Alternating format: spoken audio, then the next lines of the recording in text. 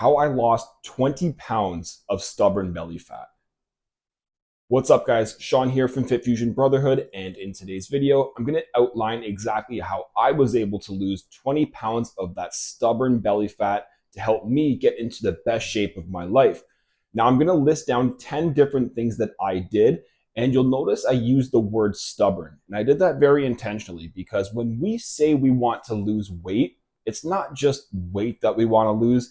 There's typically a physique or a body type that we're kind of looking to get. And more often than not, there's going to be some certain stubborn areas. So some of the things that I'm going to list are going to specifically target those stubborn areas, at least for me. So make sure you watch the entire video. Number 10 especially is one thing that I neglected for way too long, and I found it made a huge difference for me as well. Do us a favor, if you enjoy these type of videos, be sure to like, comment, and subscribe. Okay, so number one on the list, believe it or not, is less exercise. Now, I'm kind of notorious for overdoing it at the gym. I like doing a lot of workouts. I like doing long workouts. And you got to the point where it's law of diminishing returns, beats up your body, and you don't recover enough. So during this phase, I actually exercised less. I kept it to a very simple 5 days per week, almost exclusively strength training routine, which really helped me out. Majority of my exercises were compound movements, so working big muscles and working lots of muscles. I also prioritized a lot of movement. So I was tracking my steps, making sure I get at least 12 to 15,000 steps per day, which really helped me out, was able to stay lean without burning myself out. Number two was that this has to be sustainable. So it was slow and steady. One of the most common mistakes we see men make is they go way too fast, way too hard, way too soon, and they either burn out or they're just not able to get the results they want because their body is fighting back. So when you're looking to really get rid of that stubborn belly fat and lose fat for good, it has to be sustainable, it has to be slow, and it has to be something that you're able to maintain over the long term. This was one of the things that really helped me out. I wasn't looking to lose 20 pounds in 7 days. I was willing to trust the process and take my time to get the results that I wanted.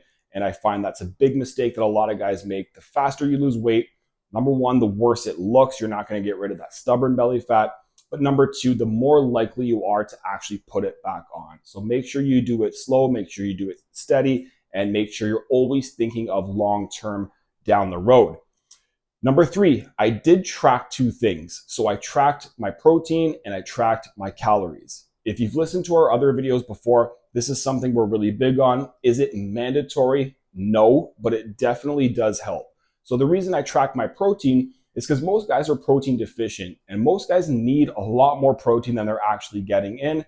And most guys don't realize that they're so much more deficient than they actually need to be. So by tracking this, you eliminate that guessing game, and it really helped me out. Calories, for obvious reason, if your calorie intake is too high, you're going to struggle to lose that fat to begin with.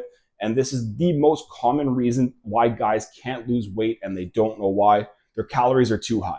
Okay, so by tracking your calories, you ensure that you're at a level that you need to be, even just for that accountability. It's huge. So if you find that you're tracking your calories and you're struggling to lose weight, either you're tracking inaccurately or your calories are set for too high and you want to try to adjust them down.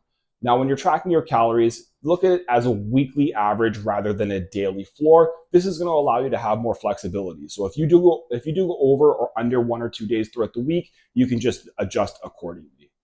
Number four, my routine was borderline boring, but very consistent. And this is a trend I see with a lot of the fittest people I know, is they eat the same things over and over again, and their schedules look very similar throughout the day, throughout the week, throughout the month, and throughout the year. Now, I know everyone doesn't have that type of luxury, but the more you can control with your lifestyle, with the consistency, the much better you're going to be at being able to get results because they become predictable. So this becomes a little bit more challenging for those who are foodies, who need to try different foods all the time. Not saying you can't do it, but you just got to be a little bit more meticulous with the tracking. Number five, this one is environment and being proactive. I talk about this one all the time. So what I did, I made sure my environment was conducive to my success. What do I mean by that? Now, there are certain foods that I find trigger foods. So peanut butter, chips, any sort of snacks. And I would make sure those were not in the house, meaning I would actually have to go in my car, drive to get them, which makes it much less likely for it to happen. So my entire environment around me was conducive to success.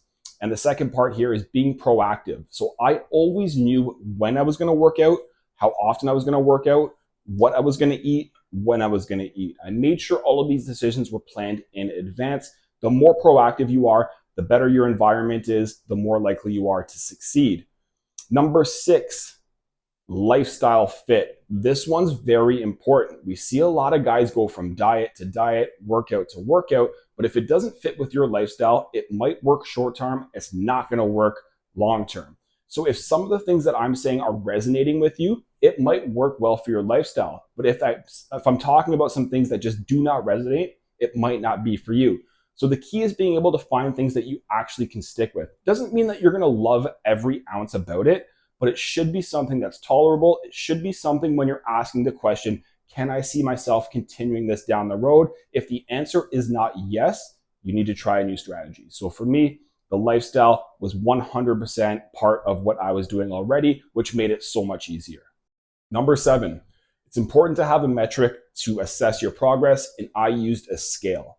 So the scale is not your best indicator of progress, but it is still an indicator of progress. I would weigh myself every morning, first thing in the morning, and just be able to get trends. Rather than focusing on the day-to-day trends, I would focus on week to week. This is just one of the very few things that allowed me to be able to identify whether or not what I was doing was actually working or not. So whether you use a scale or any other metric, make sure you have something that actually tells you whether or not you're progressing. Number 8, I had an accountability buddy. So at the time I was living with my girlfriend, and we did this challenge together. So both of us were eating really healthy. We were exercising together, and it helped us both a lot because we were feeding off that positive energy. So even if you don't have a spouse, a partner, a friend that you're living with that is on the same path as you, it does help to find someone who is looking for the same type of goal. Number 9, very similar along the same type of path as before, is having a community. So at the time that I did this challenge, it was during COVID, but it was also while I owned the gym. And we had a bunch of our members do this accountability challenge together. And it was super powerful being able to see everyone share and help each other out, post their wins, post their struggles, help. It was just a great community, which I found helped a ton. So it's really difficult to go into this alone, especially for long term. But if you do have a community of people that are there to help you out, it's going to make your journey a lot easier. We built our entire business off accountability and community because we think it's that important. So if you do want a free trial in our program, shameless plug, just send us a DM and we'll show you exactly how we do things. Number 10. So this is the one that I kind of hinted at in the beginning that really helps with the quote unquote stubborn fat. And that's food quality, which seems simple, seems obvious. Now, a lot of coaches, especially nowadays, will talk about the importance of tracking, which matters. I talked about it before. Track your protein, track your calories. Other coaches might stress the emphasis on carbs or fat. And while all of these things are important, what also is important is what type of foods they are. There used to be this really popular diet called If It Fits Your Macros, which essentially allows you to eat whatever you want as long as your calories and macros are fit into place. And this does work. You're going to lose weight. You're going to be able to notice those results, but you're not going to like the way you look and you're not going to like the way you feel. So food quality definitely matters here. If you want to get rid of that stubborn fat, not just overall weight, it is important to eat healthy, right? So you want foods that are nutrient dense. It gets a little tricky because you don't want that to come at the expense of food volume or quantity as well. So the calories still have to be on point, protein still has to be on point, but make sure the food that you do eat does have nutritional value because it makes a huge difference with how you look and how you feel. So I hope you guys enjoyed this video. See you in the next one.